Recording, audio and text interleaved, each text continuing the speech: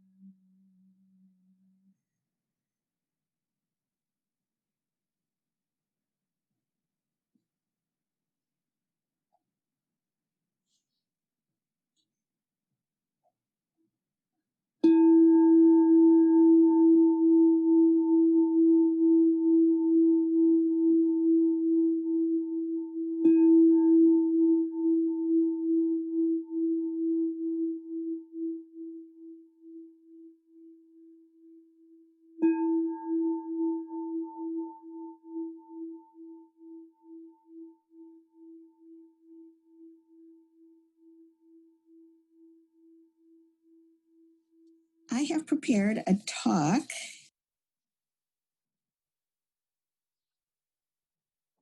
which is titled, I Got Your Back and I Don't Agree, meaning with you. Collective Liberation and Interdependence. So both and I got your back and I'm not going to agree with you in all cases.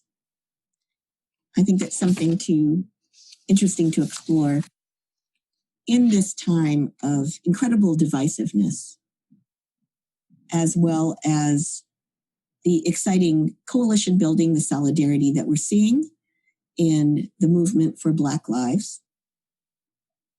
And there will be some announcements later, including for the National Black Convention coming up on August 28th and some other pertinent things. So I will begin, as I've been doing for a while since the pandemic started, with a quote from an activist of color named Sonia Renee Taylor. Sonia Renee Taylor is the author of a book, and also their website is by the same name, The Body is Not an Apology. And this has particular significance for those of us who are Black, Indigenous, and people of color, and multiracial folks. Taylor says this, we will not go back to normal. Normal never was. Our pre-corona existence was not normal other than we normalized greed, inequity, exhaustion, depletion, extraction, disconnection, confusion, rage, hoarding, hate, and lack. We should not long to return, my friends. We are being given the opportunity to stitch a new garment, one that fits all of humanity and nature, one that fits all of humanity and nature.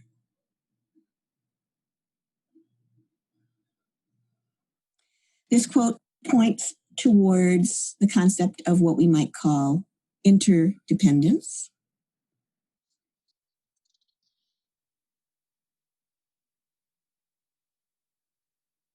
All of humanity and all of nature. We are part of nature, actually. So we could say all of nature, including human nature.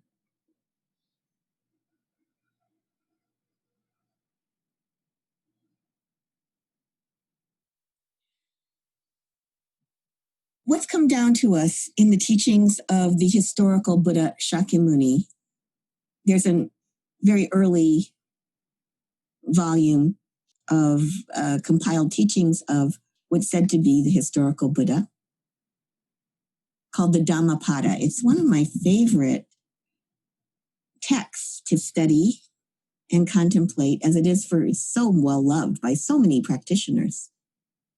And there are many translations into English, and in one of them, which is kind of a looser rendition, there is this quote of the Buddha: "The winner sows hatred because the loser suffers." So if we have a winner and a loser, something to think about is that if the loser suffers because of losing, the winner is sowing hatred.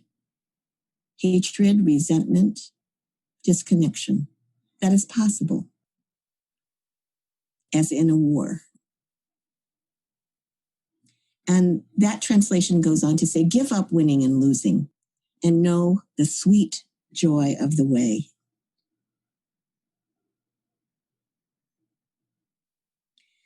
So we're currently navigating a volatile, incredibly high stress time. Some people are saying if they hear the word unprecedented, like we're in unprecedented times, they're going to hit somebody. However, it's irritating because I think it's, for me at least, it is true. Nothing in my experience ever prepared me for a pandemic where I'm like afraid to touch a shopping cart. Had never thought of it. And this has increased friendship, frustrations. It has increased divisions, which were already there. Speaking about the United States, since I am in the United States, I was born here in Ohio and grew up in the Midwest. And I think it may be true in many other countries around the world. We are seeing volatile and increasingly violent divides. And a lot of you read the news, both local and national and global, so you know what I'm talking about. In this country, it can be violence breaking out between people not wearing cloth masks during the COVID-19 pandemic in public and other people saying, could you please wear a mask? And the person without the mask might become violent. And we are seeing that. Or I guess it could be, it's the other way around too. We're seeing volatility and divisiveness around opening schools for people of all ages, from little children up to adults and universities, or wanting to keep all education online. And we are witnessing and part of escalating political tensions, which I assume will grow larger as we move toward the November 3rd presidential elections. Today is August 20th, 2020.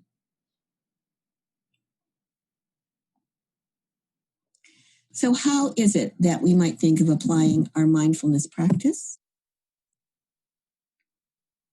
Our belief in, our experience in the strength of collective action,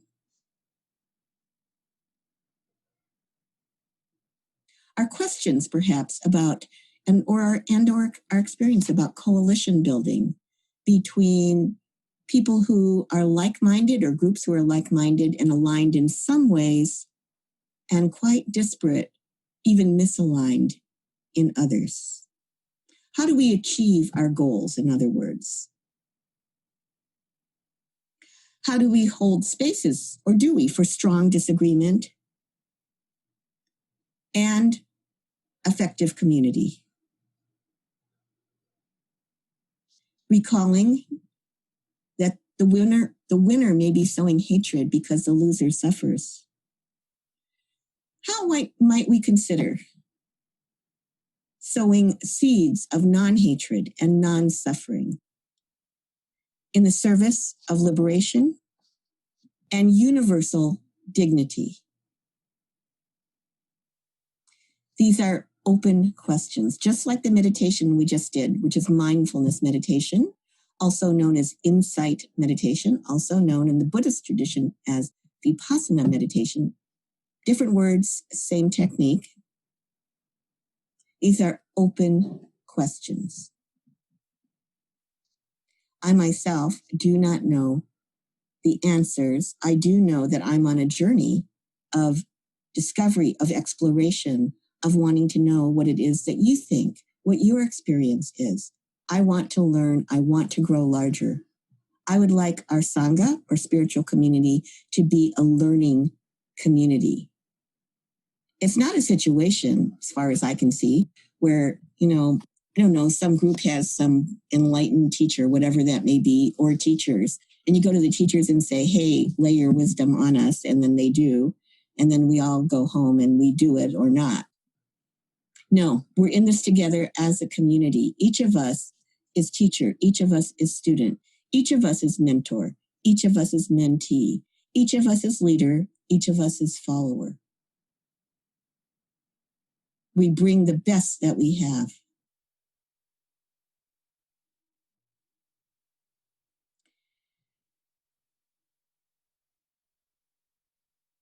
So when we think of collective liberation and interdependence,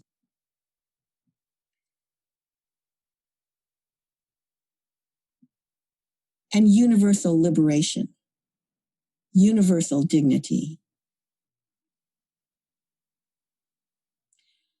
I'm seeing in my own study and in my own interfaith practice some broad rivers that flow through the many different faith traditions.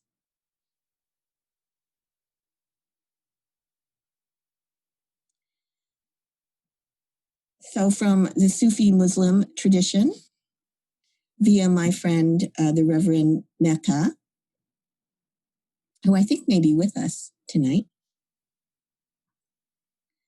Here is a quote from Hazrat Inayat Khan. The wise see in every form the divine form. In every heart, they see the divine light shining.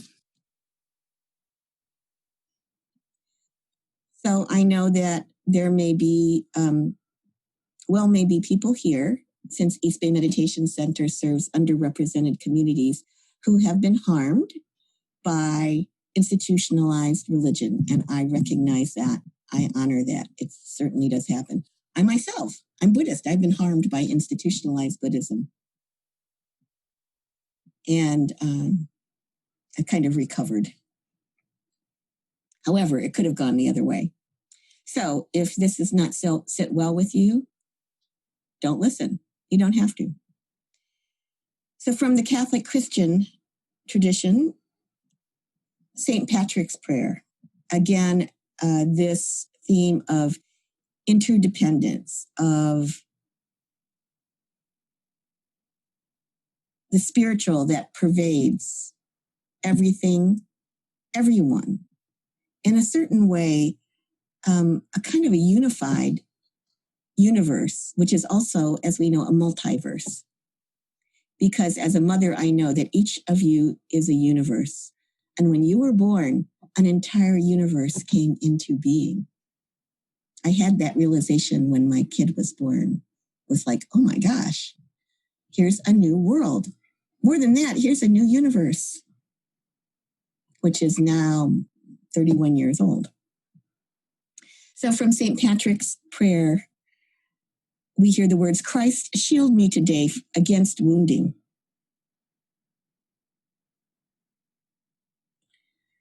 And Christ is invoked as the divine presence in front of us and back of us, to the left and the right, above and below. Christ in the heart of everyone who thinks of me. There's a thought. Christ in the mouth of everyone who speaks of me. Christ in the eye that sees me. Christ in the ear that hears me. So you notice it doesn't say the divine in the heart and the eye and the ear of people I like, who understand me, who are who vote like me. It's like everyone. The Buddhist metta meditation, the Buddha's discourse on loving kindness, goodwill, metta, maitri, so popular at East Bay Meditation Center and around the world. It said in that discourse of the Buddha, that sutra, that the best way for a human being to live, it says that the Buddha said that the best way for a human being to live is to generate ceaselessly goodwill or loving kindness, same thing, to all living beings, in one translation, omitting none, leaving out no living being. So you notice there's no escape clause there for like the cockroach or the political figure. Those people. It actually says omitting none. That's the quality, the ultimate quality, the immeasurable Brahma-vihara, the divine abode of metta or loving kindness. It said that the practice, which is part of the best way of being a human being, is to send it out to generate this loving kindness in every direction. So do you see the similarities? In front of us, in back of us, to the left and the right, 360 above us, below us, all directions, infinite and unbounded, no boundaries. No separations, no exceptions, nothing better than anything else, because all deserve loving kindness. Now, this needs to be taken in an adult manner, and I trust all of you. This does not mean allowing harmful people into our lives or close to us so that they can harm us. It does not. It means recognizing that the life that is in all forms of life did not begin for human beings, did not begin as a form of life that wished others harm, that wished to oppress others. It did not begin that way. Your experience may be different than mine. I have been with a newborn child and some very young babies. As far as I knew, they weren't plotting to take over anyone else's possessions. And it says in the Metta Sutta, even as a mother, as a good parent or guardian, protects with their life their only child, so with a boundless heart should we love and protect all living beings. So all of this sounds very poetic, very spiritual, very ultimate, very divine. But where does the rubber hit the road? I'm a mother with an only child, so as many of us may know, loving a child day and night and being with that child for years and years is undeniably horrible for considerable stretches of time during key developmental periods. I mean, it's really horrible. It's where we can grow into an understanding that actual real love and interrelatedness, interdependence, isn't a feeling. It's a realization that we're tied together, whether we like it or not. And it's a commitment. And it's very political. Famously, Dr. Martin Luther King Jr. said in Letter from a Birmingham Jail, in a real sense, all life is interrelated. All men, all people are caught in an inescapable network of mutuality. So you hear that. It's a network of mutuality, and we might think, yay. Then we hear an inescapable network of mutuality tied in a single garment of destiny that connects to the Sonia Renee Taylor, which is very recent. Our opportunity to stitch a new garment. Whatever affects one directly affects all indirectly, Dr. King said. I can never be what I ought to be until you are what you ought to be. And you can never be what you ought to be until I am what I ought to be. This is the interrelated structure of reality. So in Buddhism, we study the Dharma or Dhamma, another word that has many meanings. In the big sense, it means reality. When we say Buddha Dharma, that means the teachings of Buddhism and the Buddha. If we just say Dharma, big D, it's like reality, the way things are, the way the universe works, whether we like it or not, once again. So as we hear Dr. King's quote and consider interdependence in this light, we understand this is not just quote unquote new age weak tea. It points towards a living spiritual presence and way of being that is powerful, that has teeth in it, so to speak. It also points towards difficulties, lots of annoying and painful difficulties. So sorry about that. So can we develop? Do we want to develop ourselves into people with an imperfect, growing edge practice of being able to say a both and? So, living being of universal dignity, I've got your back. I want you to exist in freedom, in dignity, and in this case, I totally disagree with you. I will vote against your position to my dying breath. Can we grow large enough to encompass that?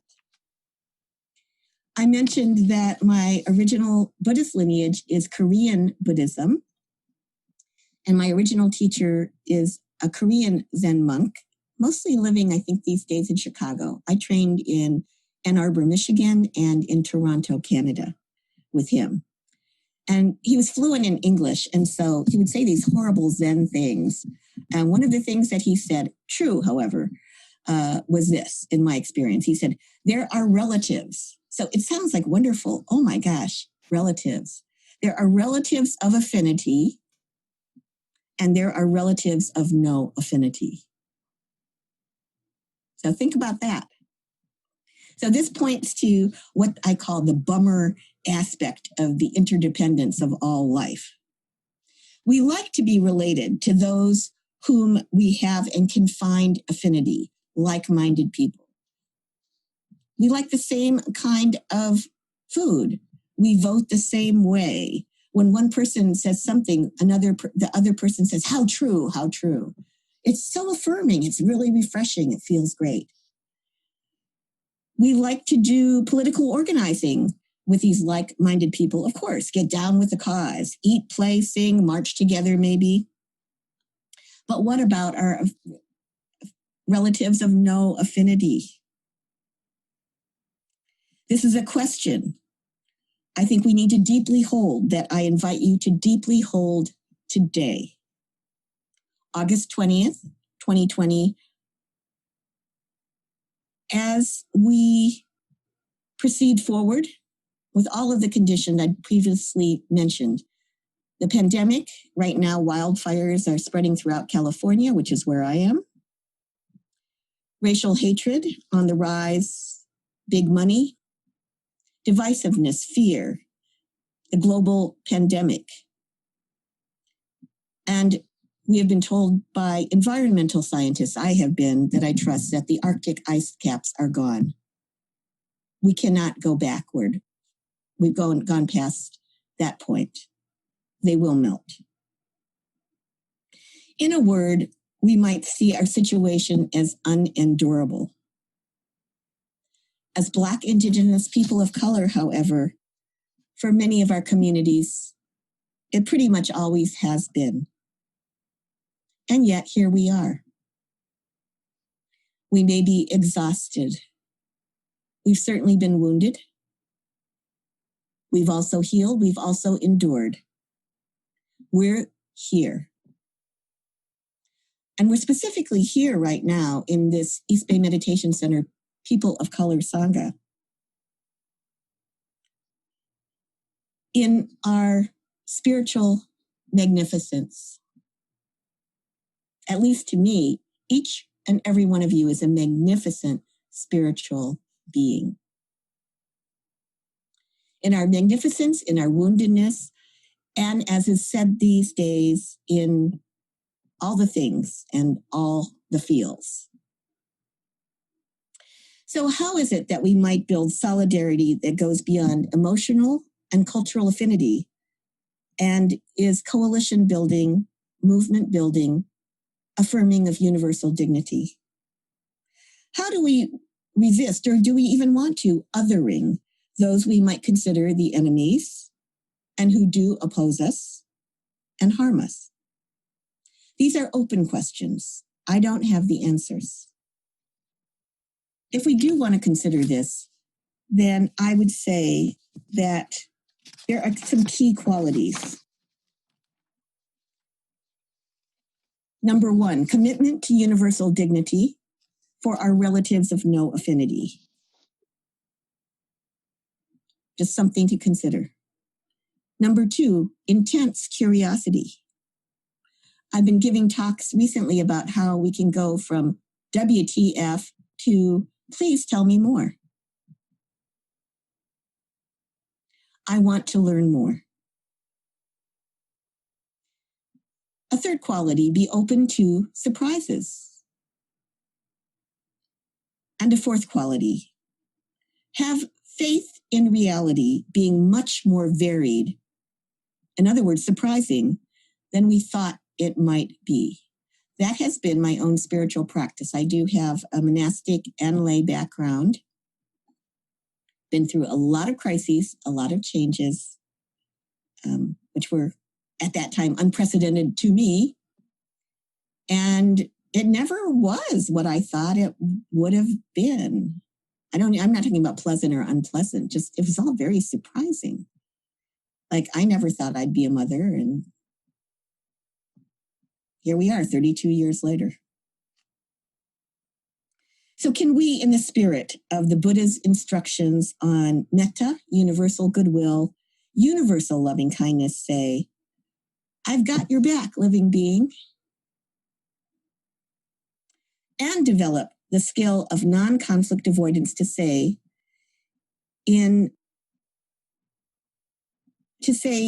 without violence. And I do disagree with you. My experience, another way of saying it is my experience is different than yours. We can have viewpoints, and then we also have experiences.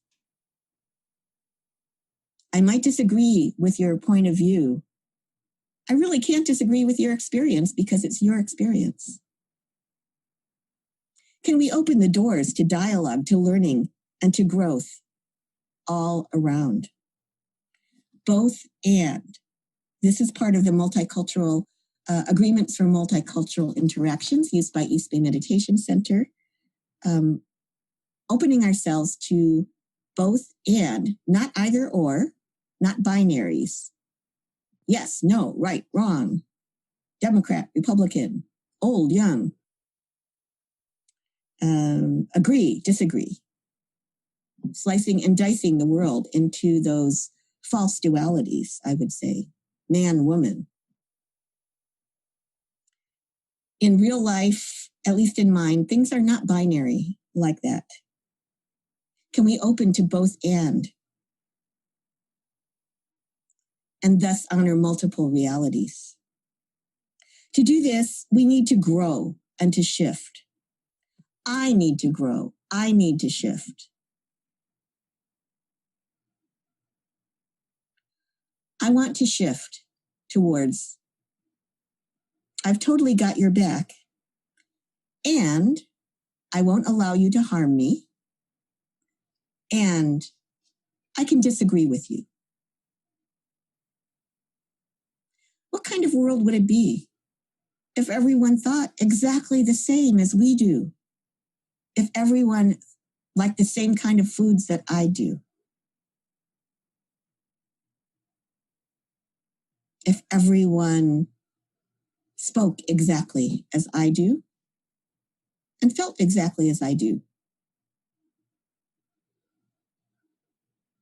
I don't know about you. I think that would be really boring.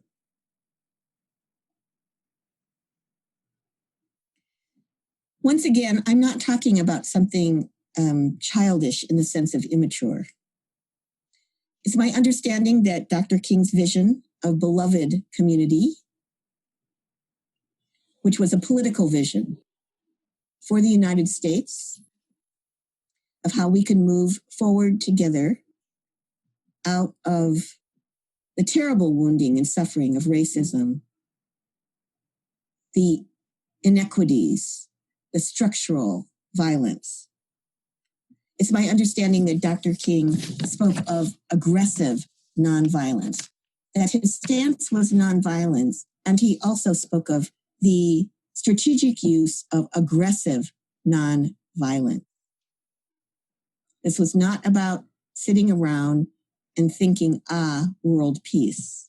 There was planning, there was intense and detailed strategy that went into, as my understanding is, of the strategies and the campaigns of the civil rights era. Right now, some of you may be involved in it. I'm sure with this National Black Convention coming up on August 28th, that there has been intense planning and continues to be intense planning, strategizing going on by some of perhaps the best radical minds in the United States and in the world. There are people who are staying up working on all of this. And the Black National Convention is open to all. There will be music, there will be partying after the formal part of the convention. And as it so happens, I've been scheduled to teach the Maha Sangha, the Friday night group for East Bay Meditation Center that evening. So I sincerely hope that no one comes to that talk. I'll be there because, they scheduled me in earlier this year. However, see what's happening at the National Black Convention, if you like.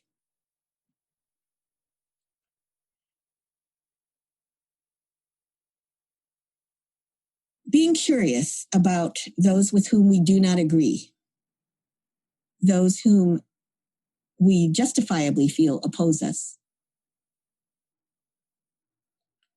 Being curious about their experience, their viewpoints, their thinking, their actions can also be seen in a purely practical way as being strategic. There are tactical advantages of learning more about the views and experiences of a relative of no affinity. And there is the spiritual realm. There is a spiritual realm in which we might consider the benefits of entering safely enough the worlds of the other, of people who consider us to be the other, of safely, respectfully acknowledging our dignity and opening themselves to our cultures, our rhythms, our ways of being, our languages, our ways of being with our children and our elders. There are spiritual benefits.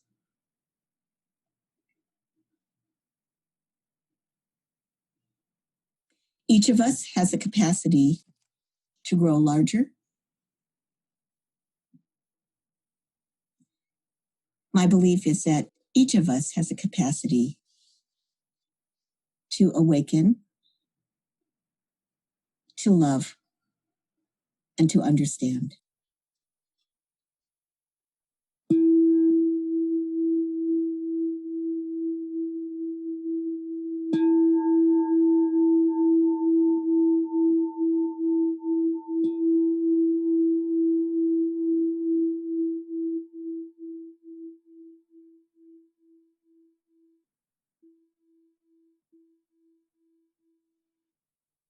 Thank you for your practice of deep listening.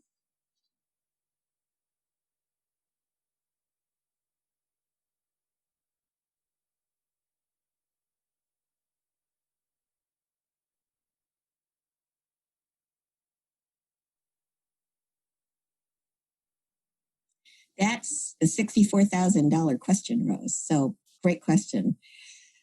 If we consider that true love isn't a feeling, it might involve a nice feeling now and then, or different kinds of nice feelings. However, if it depends on feelings come and go. They do.